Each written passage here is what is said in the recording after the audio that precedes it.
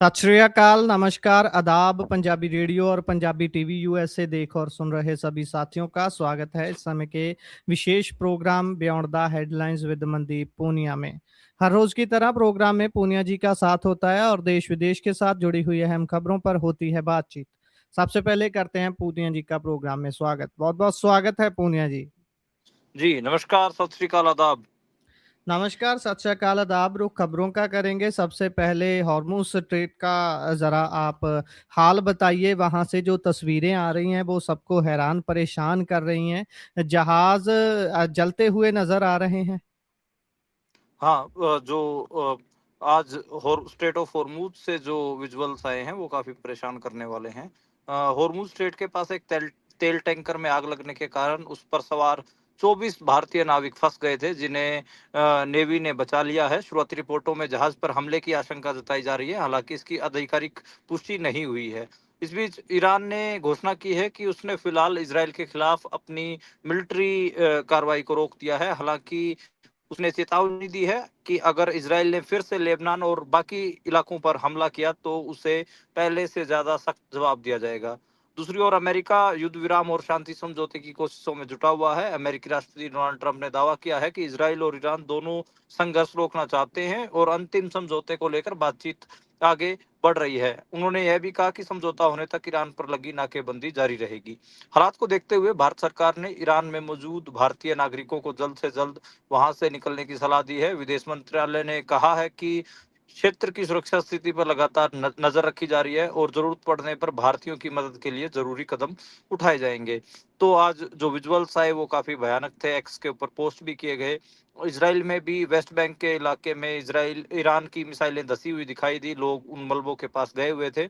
Iran ने Israel पर मिसाइलें इसलिए दागी क्योंकि लगातार साउथ लेबनान में इसराइल हमले कर रहा था और वहां के नागरिकों को साउथ लेबनान खाली करने तक की धमकी दे रखी थी। ये अप्रैल में जो सीज फायर हुआ है उसके बाद ईरान ने पहली बार इसराइल के ऊपर मिसाइली हमला किया है। जवाब में इसराइल ने भी सोमवार तड़के पश्चिम और मध्य ईरान के सैन्य ठिकानों के ऊपर हमला किया। तेहरान, तबरीज और इस्फहान में धमाकों की खबरें हैं। लेकिन जो इसराइल में जो मिसाइलें दागी ईरान ने, उनका बड़े धमाके रहे। खैर, ईरान, इराक और सीरिया ने एयर स्पेस बंद किया हुआ है। तनाव बढ़ने के बाद ईरान ने पश्चिमी हिस्से का एयर स्पेस अगली सूचना तक बंद करने की घोषणा की है। इराक ने 72 घंटे और सीरिया ने 12 घंटे के लिए अपना हवाई क्षेत्र बंद कर दिया है। तो खैर, वेस्ट एशिया में आपको तनाव इन खबरों से दिख रहा होगा। अमेरिका ने हर्मुज में 2 और ईरानी ड्रोन भी मारे आज। और अमेरिकी सेंट्रल कमांड सेंटकोम ने दावा किया कि हर्मुज स्ट्रेट में अंतर्राष्ट्रीय जहाजों के लिए खतरा बने 2 ईरानी ड्रोनों को मार गिराया गया है। लगातार दूसरे दिन अमेरिका ने ऐसे ड्रोन गिराने का दावा किया है। ईरान एक अलग दावे कर रहा है। अमेरिका के बदलते रुख से बातचीत अटकी हुई है। ईरान ने कहा है कि अमेरिका के बार बार बदलते रुख के कारण वार्ता आगे नहीं बढ़ रही है। तेहरान ने एक बार फिर एनरिच्ड यूरेनियम के अधिकार और विदेशों में फ्रीज अरबों डॉलर की संपत्तियां जारी करने की मांग दोहराई है। तो खैर, एक बात ये भी है कि आपको पता होगा कि अमेरिकी वीजा प्रतिबंधों के बावजूद ईरान की फुटबॉल टीमों को अमेरिका में सिर्फ मैच खेलने की अनुमति मिली है। टीम को मैच के दिन ही अमेरिका छोड़ना होगा, इसलिए उसने अपना ट्रेनिंग बेस एरिजोना की जगह मैक्सिको में बनाया है। तो ये भी एक खबर है कि परसों हम जो जिस खबर पे खुश हो रहे थे, वो खबर बहुत गंभीर भी है उस लिहाज से। खैर, इसराइल में आज सिक्योरिटी रीजंस के कारण दूसरे दिन भी स्कूल बंद रहे हैं। और जी। इसराइल में जो ईरान ने मिसाइलें दागी हैं, उसके कारण उन्होंने अपनी डोमेस्टिक फ्लाइट्स भी बंद रखी। तो खैर, ईरान में ईरान में एक दावा ये भी आया कि ईरान ने हमले की तैयारी करे 24 लोगों को पकड़ा है और 5 लोग मारे गए हैं। खैर, लगातार आपको पता हो, हमास, इसराइल, ईरान, 2 दिन लगातार 2 दिन इनके बीच में ही चीजें ज्यादा घूमी हैं, ज्यादा रही हैं। और बाकी हुती लड़ाकों को लेकर भी की भी खबरें आई कि हुती लड़ाकों, यमन के जो हुती लड़ाके हैं, उन्होंने इसराइल को चेतावनी भी दी और बोब अल मंदेब स्ट्रेट से गुजरने वाले इजरायली जहाजों को निशाना बनाया गया। और वहां पर इसराइल के खिलाफ समुद्र में पूरी घेराबंदी करने की खबर भी हुती लड़ाकों ने दी है। तो मतलब चौतरफा आप देखें कि इसराइल को लेकर वेस्ट एशिया में ठीक ठाक गुस्सा पनप रहा है। जी। इससे अगर हम आगे बढ़ें तो ममता बनर्जी को शायद इलेक्शन हारने के बाद ये दूसरा सबसे बड़ा झटका होगा अगर हम इसकी बात करें। लोकसभा सांसद 28 लोकसभा में सांसद में से 20 टूट गए हैं ममता बनर्जी के गुट से, टीएमसी के साथ से। तस्वीरें बाहर आ रही हैं लगातार, किस और पलड़ा झुका है उनका। देखिए, ममता बनर्जी के 28 एमपीज़ हैं, उनमें से लोकसभा में उनमें से ये कहा जा रहा है कि जो 20 लोकसभा सांसद हैं, 20 मेंबर ऑफ पार्लियामेंट हैं, वो टूट गए हैं। एनडीए को समर्थन करने की बात आ रही है, स्पीकर को जानकारी दी गई है। और जो बीजेपी के सीएम हैं, वो भी इन सांसद शुभेंदु अधिकारी उनसे मिलने के लिए पहुंचे हैं। खैर, ये जो खबर है ये न्यूज एजेंसी पीटीआई ने ब्रेक की है, और इसमें जो फोटोज हैं जो मुलाकात के, वो भी लगातार वायरल हो रहे हैं। और इसमें 11 सांसदों ने आज केंद्रीय मंत्री और बीजेपी के बंगाल प्रभारी भूपेंद्र यादव के घर पे मीटिंग भी की। इस दौरान शुभेंदु अधिकारी भी मौजूद थे। तो खैर, तृणमूल कांग्रेस के पास देखो तकरीबन 28 तो लोकसभा के और 13 राज्यसभा के सांसद हैं, और ये बताया जा रहा है कि उसमें से राज्यसभा के भी कुछ सांसद टूटेंगे और लोकसभा के भी टूटेंगे। तो खैर, जो मीटिंग हुई है उसकी देर रात के विजुअल्स लोगों तक लगातार पहुंच ही रहे हैं। अगर देखो 20 सांसद टूट जाते हैं तो जो दल बदल कानून है वो भी लागू नहीं होगा। इवन जो ये 20 सांसद हैं, ये अपने आप को ओरिजिनल टीएमसी होने का क्लेम तक कर सकते हैं। ये हमने शिवसेना, जो उद्धव ठाकरे और एकनाथ शिंदे के बीच में शिवसेना का ब्रेकअप हुआ था, उसका भी हमने उसमें भी देखा था। तो खैर, ये खतरा अब, पहले जो बीजेपी है वो महाराष्ट्र में शिवसेना को तोड़ चुकी है, एनसीपी को तोड़ चुकी है, और अब जो अगली पार्टी जो निशाने पर है वो ममता बनर्जी है। वैसे हरियाणा में चौटाला को भी बीजेपी ने ही तोड़ा था। 2019 में मैंने स्टोरी ब्रेक की थी। 2018 में मैंने वो स्टोरी ब्रेक की थी। तो उस समय काफी हल्ला हुआ था कि कैसे बीजेपी ने चौटाला परिवार को तोड़ा था। खैर, तो यही है, अब देखते हैं कि आगे क्या होगा। बीजेपी फेमस है पार्टियों को तोड़ने में। पंजाब में आप देखिए कितने अकाली दल बन गए हैं। तो अकाली दल को भी पंजाब में तोड़ा, जैसे पुनर्सुरजीत और जो अकाली दल बादल की आपको लड़ाई पता ही है सारी। तो उसके बारे में भी खैर आगे बात करेंगे। लेकिन रीजनल पार्टीज को तोड़ने में बीजेपी बहुत बड़ा योगदान निभाती रहती है। जिसके साथ बीजेपी ने अलायंस किया उस पार्टी को जरूर वो तोड़ती है। तृणमूल कांग्रेस का भी आप याद करिए, 1998 के दौर में ममता बनर्जी का एनडीए के साथ अलायंस होता था। अटल बिहारी वाजपेयी में वो की सरकार में वो एनडीए का हिस्सा थी और बीजेपी के अलायंस पार्टनर थी। और आज देखिए कि जब हम 20-25 साल बाद बात कर रहे हैं, तो आज ममता बनर्जी की पार्टी को बीजेपी ही तोड़ रही है। तो खैर, ये बीजेपी का हमेशा काम रहा है। अकाली दल में के साथ भी बीजेपी का अलायंस रहा है, और आप देखिए कि पंजाब में भी अकाली दल को तोड़ा जा चुका है। चौटालाज के साथ बीजेपी का अलायंस रहा है, चौटालाज को तोड़ा जा चुका है। शिवसेना के साथ, एनसीपी के साथ बीजेपी का अलायंस रहा है, उनको भी तोड़ा जा चुका है। तो ये बड़े इनफेमस है। इवन नीतीश कुमार को खत्म कर दिया, नीतीश कुमार के साथ उनका अलायंस था। जी। और इससे अगर हम आगे बढ़ें तो बात फिलीपींस की करते हैं, जहां पर बहुत बड़ी तीव्रता के साथ भूकंप आया है, काफी इमारतें भी गिरी हैं। हाँ, बड़ी खराब किस्म की जो खबर है वो देखने को मिली। और फिलीपींस में 7.8 की रिएक्टर स्केल के हिसाब से जो भूकंप है, भूचाल है, वो देखने को मिला है, और इमारतें गिरी है। 32 की मौत हुई है। और तकरीबन ये माना जा रहा है कि 2 घंटे के अंदर अंदर 138 झटके आए हैं, और 200 से ज्यादा लोग घायल भी हुए हैं। तो अमेरिका के जो भूवैज्ञानिक सर्वेक्षण है, अमेरिका, उनके मुताबिक भारतीय समय अनुसार तकरीबन 5 बजे ये भूकंप आया है, और भूकंप का केंद्र मिडानाओ द्वीप था। और ये सारंगानी प्रांत के मासिब कस्बे में पड़ता है, जहां पर ये 32-33 किलोमीटर की गहराई में देखा गया। और काफी बड़े झटके थे, और काफी लोगों की डेथ हुई है। हम आज हम वो विजुअल्स भी देख रहे थे जिसमें जो स्कूलों के बच्चे थे वो कैसे पनाह ले रहे थे बाहर। और बहुत इमारतें भी देखी भूकंप के दौरान, बहुत सारी इमारतें ढही, बिल्डिंग्स जो है वो गाड़ियों के ऊपर गिरी। काफी आज आज बड़े बड़े लेवल पे हमें विजुअल्स फिलीपींस से मिले, काफी भयावह विजुअल्स देखने को मिले। और सेंटोर शहर में सबसे ज्यादा नुकसान बताया जा रहा है। 7 लाख की आबादी वाला शहर है सेंटोर। और जी। इसके अलावा इंडोनेशिया में भी भूकंप के झटके महसूस किए गए। जी। इससे आगे अगर हम बात करें तो अभिजीत दीपके कॉकरोच जनता पार्टी के फाउंडर जो हैं, उन्होंने अभी अनाउंस किया है, उनकी एक वीडियो मैं देख रहा था कि पूरे देश में प्रदर्शन किए जाएंगे, हर हर स्टेट में अलग अलग प्रदर्शन होंगे। भाई देख, अभिजीत दीपके का ना बड़ा अजीब ही मेरे को लग रहा है। एक तो कल जैसे 6 तारीख को भी हमारी बात हुई थी, जिसमें मैंने कहा कि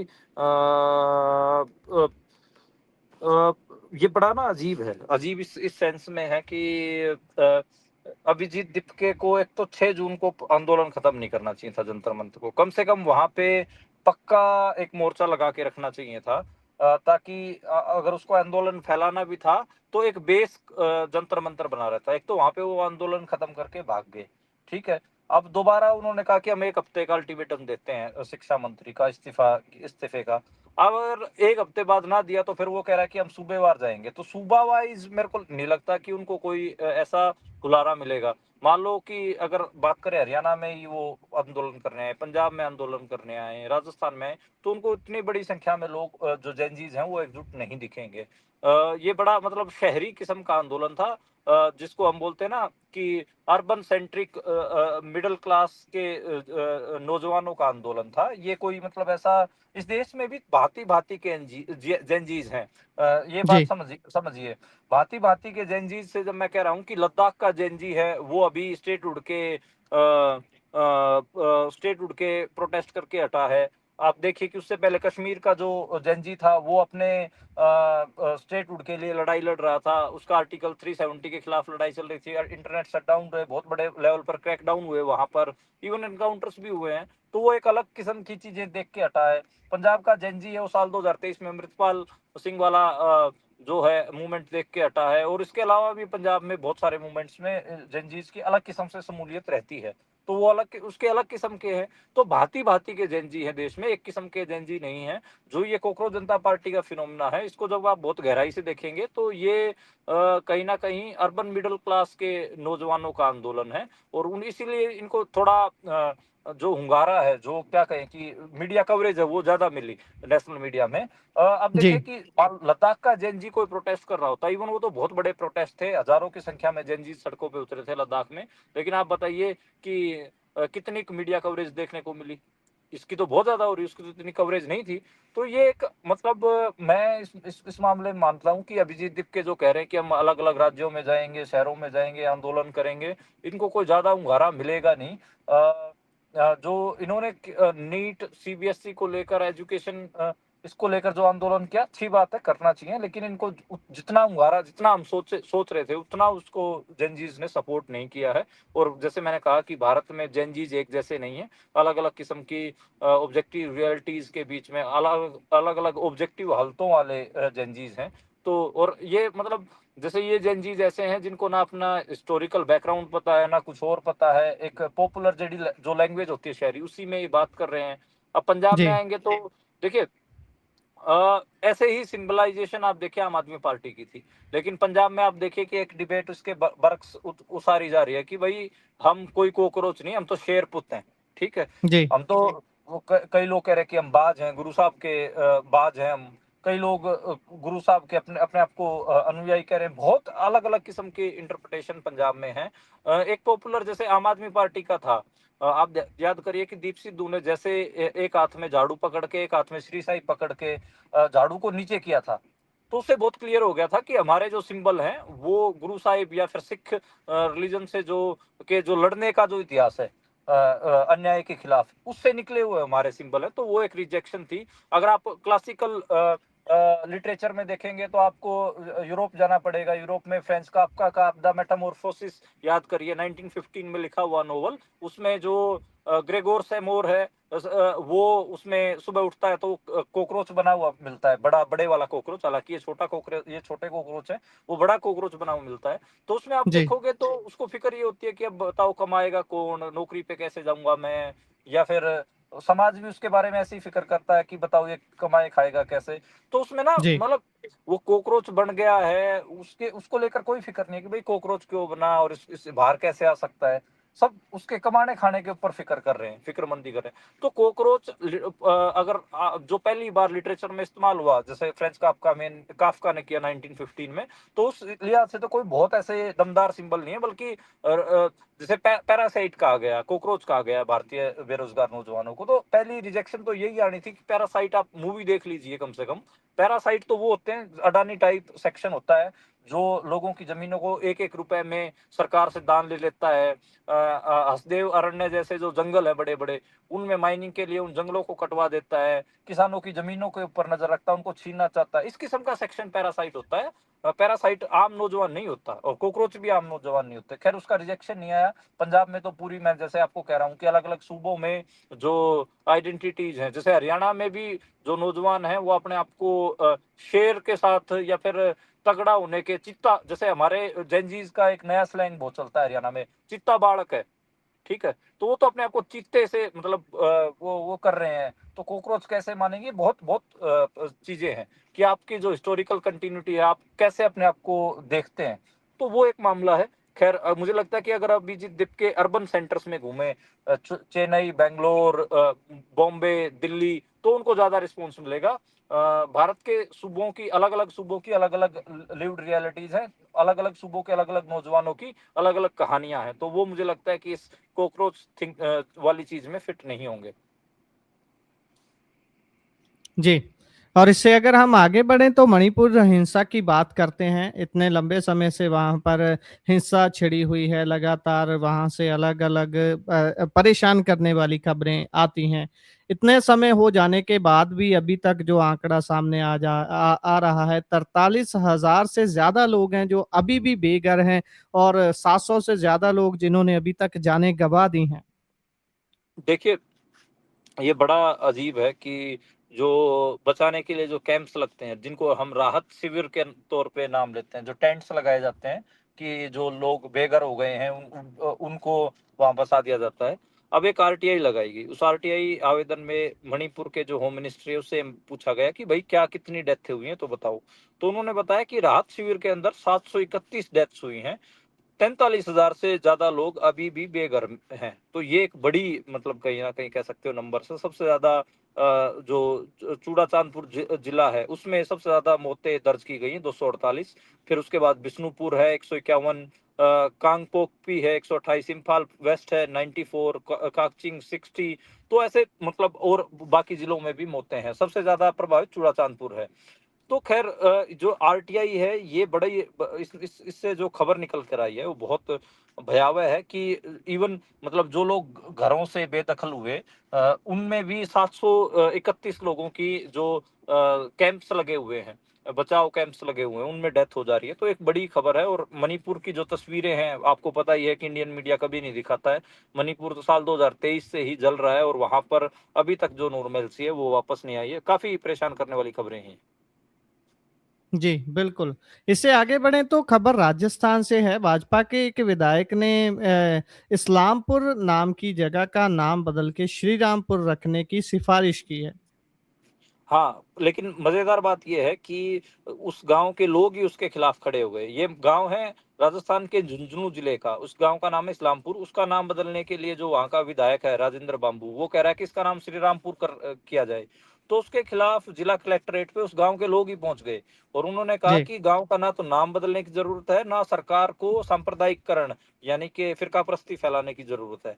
तो आज देखा मैंने कि उस गांव के लोग कलेक्टर को ज्ञापन देने के लिए पहुंचे थे। बड़ी अच्छी बात है कि ऐसे लोग जो वहाँ नामों के ऊपर राजनीति कर रहे हैं कि कौन सा हिंदू नाम है, कौन सा मुस्लिम नाम है, उसके उसको गांव वालों ने बहुत सही जवाब दिया है। आप देखेंगे तो हमारे हरियाणा में, पंजाब में, भारत में ही लगभग बहुत सारे शहरों के बड़ा गंगा जमनी तहजीब वाला मामला। किसी का नाम आपको उर्दू से ड्राइव्ड लगेगा, किसी का हिंदी से, किसी का संस्कृत से, किसी का पंजाबी से। तो कोई फर्क ही जी। नहीं पड़ता लोगों को, जब इतने मिलजुल के लोग रह रहे हैं।